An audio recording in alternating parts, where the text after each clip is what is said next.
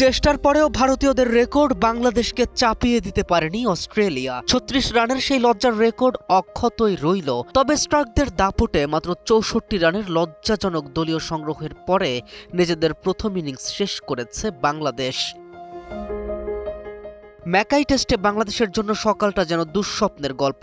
Toss জিতে Australia bowling নেয়ার পর প্রথম বল থেকেই শুরু হয় মিচেল স্টার্কের তাণ্ডব। ইনিংসের প্রথম বলে সাদমান ইসলামকে ফিরিয়ে দেন এই বাঁহাতি পেসার। এরপর একে একে তানজিদ হাসান, নাজমুল হোসেন ও মুমিনুল হক ও সাজঘরের পথ ধরেন। মাত্র ৩ ওভারেই বাংলাদেশের স্কোর দাঁড়ায় ৯ রানে ৩ উইকেট। সবচেয়ে হতাশার বিষয়, এই ৩ ব্যাটসম্যানের কেউই রানের খাতা খুলতেই পারেনি। পরে লিটন দাসও জীবন পেয়ে সুযোগ কাজে লাগাতে পারেনি। স্টার্কের বাউন্সারে স্লিপে ক্যাচ দিলে ক্যামেরন গ্রিন ক্যাচটি ফেলে দেন, কিন্তু ঠিক পরের বলে রিভিউয়ের মাধ্যমে লিটনকে এলবিডব্লিউ করে নিজের ৫ উইকেট পূর্ণ করেন স্টার্ক, যাতে মাত্র ২২টি ডেলিভারি করতে হয়েছে এই গতিদানবকে।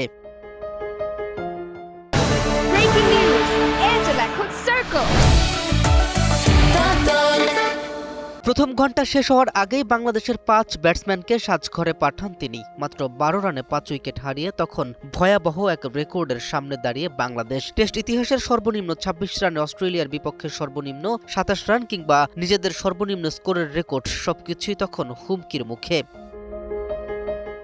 মুশফিকুর রহিম কিছুক্ষণ প্রতিরোধ গড়ার চেষ্টা করেন, কিন্তু ৪২ বলে ৫ রান করার পর প্যাট কামিন্সের ভেতরে ঢোকা বলে বোল্ড হয়ে যান তিনি। এরপর মেহেদী হাসান মিরাজও লড়াই চালিয়ে গেলেও মধ্যাহ্নভোজের পর কামিন্সের বলে ফিরে যান।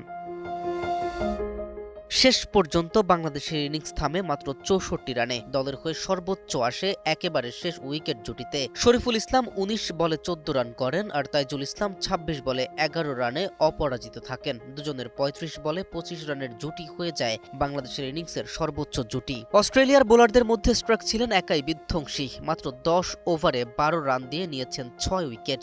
কামিন্স পেয়েছেন ৩টি এবং হ্যাজেলউড ১টি।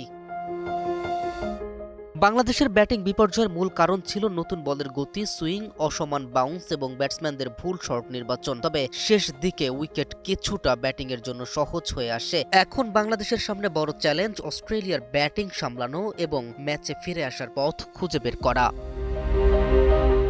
কে এম রাফিন, নিউজ 24।